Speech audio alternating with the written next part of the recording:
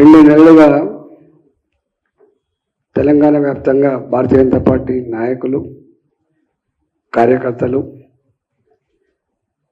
Party శ్రేయోభిలాషులు, రాజకీయాలతో సంబంధం లేనటువంటి లక్షలాది మంది మోడీ గారు మళ్ళీ ప్రధానమంత్రి కావాలని, మోడీ గారి పరిపాలనలోనే దేశం సురక్షితంగా సుభిక్షంగా ముందుకు పోతుందనేటువంటి ఆలోచనతో లక్షలాది మందికి సపోర్ట్ చేసినారు. వాళ్ళందరికీ కూడా పేరు పేరున ధన్యవాదాలు తెలియజేస్తా ఉన్నాం. ఈ ఎలక్షన్ ప్రక్రియలో పాల్గొన్న మొత్తం సిబ్బందికి, బిఎల్ఓల నుంచి మొదలుపెట్టి పై స్థాయి వరకు ఇంక్లూడింగ్ పోలీస్, వాళ్ళందరికీ కూడా మా పక్షాన ధన్యవాదాలు తెలియజేస్తా ఉన్నాం. అందరూ అనుకున్నట్టుగా ఏదో భారతీయ జనతా పార్టీకి ఒక 8 సీట్లు వస్తాయి అనే పద్ధతి కాకుండా ఒక తెలియని నిశ్శబ్ద విప్లవం తెలంగాణలో 4వ తారీఖు నాడు ఆవిష్కరించబోతాం. ఏ ఇంటికి పైన భారతీయ జనతా పార్టీ కార్యకర్తలుగా, నాయకులుగా మంచినీళ్ళు ఇచ్చి, ఛాయ్ ఇచ్చి, ఈసారి మీకు ఓటేస్తాం బిడ్డ అనేటువంటి కుటుంబాలు తప్ప ఎక్కడ నీకెందుకు ఓటు వేయాలి అనేటువంటి భావన లేదు. నా మొత్తం 42 సంవత్సరాలుగా నేను రాజకీయాలు చూస్తున్నా. యాంటీ ఇన్కంబెన్సీ ఉంటుంది, కానీ ఈసారి టోటల్ పాజిటివ్ ఓటు తప్ప నెగిటివ్ ఓటు లేదు భారతీయ జనతా పార్టీకి. అమిత్ షా గారు తెలంగాణకు వచ్చి 12 సీట్లలో మేము గెలిచే ఆస్కారం ఉందని, ఇవి మాకున్న రిపోర్ట్ల ప్రకారంగా అని చెప్పారు. అది అక్షరాల సత్యం.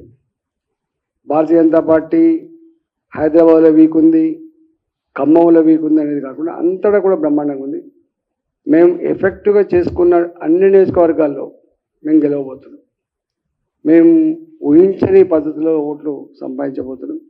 కాబట్టి అలా సర్వే సంస్థలకు అందని రిపోర్ట్ 4వ తారీఖు నాడు ఆవిష్కరించబోతున్న సందర్భంలో రేపటి భవిష్యత్ ఈ రాష్ట్రంలో భారతీయ జనతా పార్టీ తప్ప వేరే వాళ్ళు లేదు. కాబట్టి నేను మరొకసారి యావత్ తెలంగాణ ప్రజానికానికి కృతజ్ఞతలు తెలియజేస్తూ ఒక మంచి రాబోయే కాలంలో రాష్ట్ర మేలు కోసం, రాష్ట్ర అభివృద్ధి కోసం భారతీయ జనతా పార్టీ పార్లమెంట్ సభ్యులుగా డెఫినెట్గా మేము ఆ పాత్ర పోషిస్తామని చెప్పి మీకు మాట ఇస్తూ, మా పార్టీ ఏ మేనిఫెస్టో అయితే ప్రకటించిందో, ఏ హామీలు అయితే ఇచ్చిందో తూచా తప్పకుండా అమలు చేస్తామని చెప్పి కూడా ప్రజానికానికి నేను విజ్ఞప్తి చేస్తాను.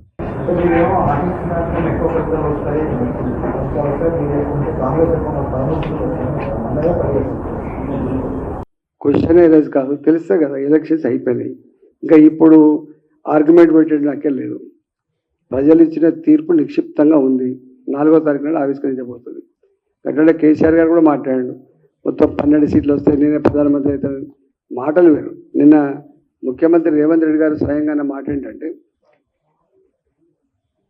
పాడిందే పాడరా అన్నట్టుగా 10 సంవత్సరాల క్రితం కాంగ్రెస్ పార్టీ ఏ మాట అయితే చెప్పిందో, మోడీ గారు వస్తే దేశం విచ్ఛిన్నమవుతుంది, మోడీ గారు వస్తే దేశంలో రక్తపాతం వస్తుందని చెప్పిండ్రు. ఇవన్నీ కాంగ్రెస్ పార్టీ యొక్క నీచ రాజకీయాల గురించి 10 సంవత్సరాల మోడీ గారి చేతిలో సజీవ సాక్ష్యం కదా. ఇప్పుడు మళ్ళీ 2024లో గదే మాట చెప్తున్నాడు రేవంత్ రెడ్డి గారు, రక్తపాతం. ప్రూవెన్ థింగ్, మోడీ గారి సారథ్యంలో దేశంలో ఎక్కడ హింస లేదు, ఎక్కడ బాంబు పేలుళ్ళు లేవు, ఎక్కడ తుపాకుల మోతలు లేవు, ఎక్కడ శ్రీనగర్లో రాళ్ల వర్షాలు లేవు మిలిటరీ మీద. ఇంత గొప్పగా ప్రపంచ చిత్రపటం మీద దేశ ఔన్నత్యం, దేశ గౌరవం గొప్పగా పెరిగింది ఈ 75 సంవత్సరాల చరిత్రలో మోడీ గారి పీరియడ్లో అయిన తర్వాత.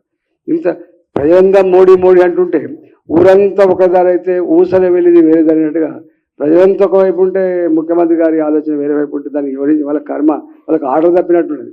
వాళ్ళకి ఖాళీ తప్పి మాట్లాడుతుంది తప్ప ఖాళీడు కాదు. వాళ్ళకి డెస్పరేషన్లో ఉన్నారు.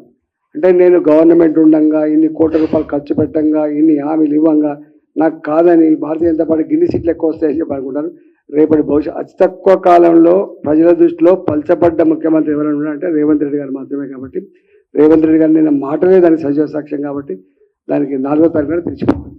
అసలైన తొలి వెలుగు Follow WhatsApp at Toli Velugu Official.